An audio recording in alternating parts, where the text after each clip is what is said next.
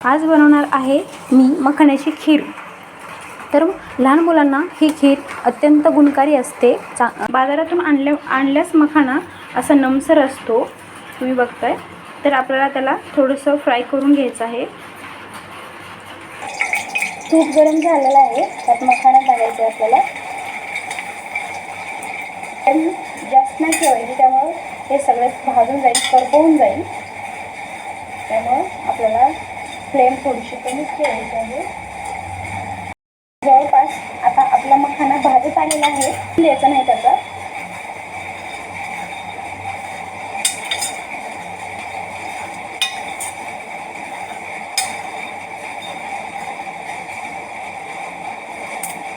असा कुरकुरीत झाला पाहिजे, बस इथपर्यंतच आपल्याला भाजायचं आहे। जवळपास आपला मखाना आता गार झालेला आहे, तुम्ही बघताय। आणि मखाना असा कुडकुडीत पण झालेला आहे, असा तुटला पाहिजे। बस आता आपल्याला मिक्सरमधून फिरवून घ्यायची याला। आता मखाण्याची आपल्याला पेस्ट बनवायची आहे।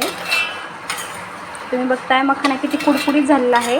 आवाजावरूनच समजतंय की मखाना छान भाजले गेलेला आहे। थोडा थोडा करून मी त्याची पावडर बनवणार आहे।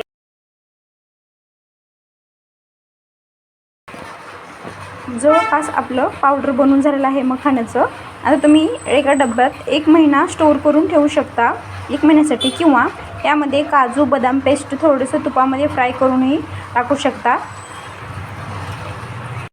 आता आपल्याला खीर बनवायची आहे, त्यासाठी थोडंसं दूध टाकून घेऊ आपण।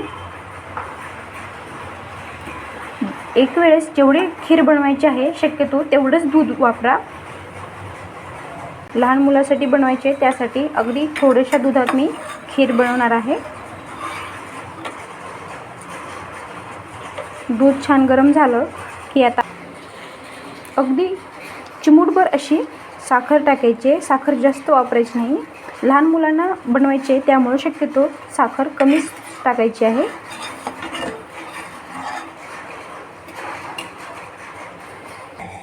दुधाला उकळी आलेली आहे, त्यात असं चिमूटभर मी खीर असं हटवून घ्यायचे आपल्याला।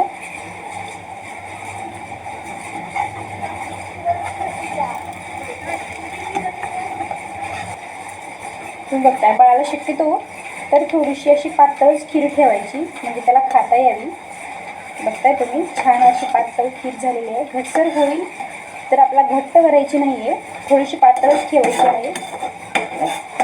मखाना हा खूप गुणकारी असतो आपल्या बाळासाठी। अंडे किंवा दुधापेक्षा जास्त प्रोटीन या मखाण्यात असतं। त्यासाठी मखाण्याची खीर आवर्जून दिवसातून एकदा तरी आपल्या बाळाला नक्कीच तुम्ही खाऊ घालू शकता। जवळपास आपली खीर झालेलीच आहे, तुम्ही बघताय।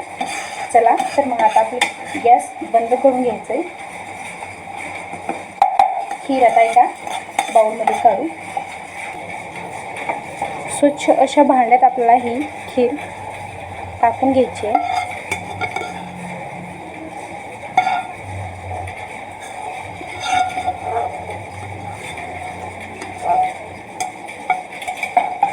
छान अशी खीर झालेली आहे, तुम्ही बघताय। आणि मुलंही आवडीनं खातात।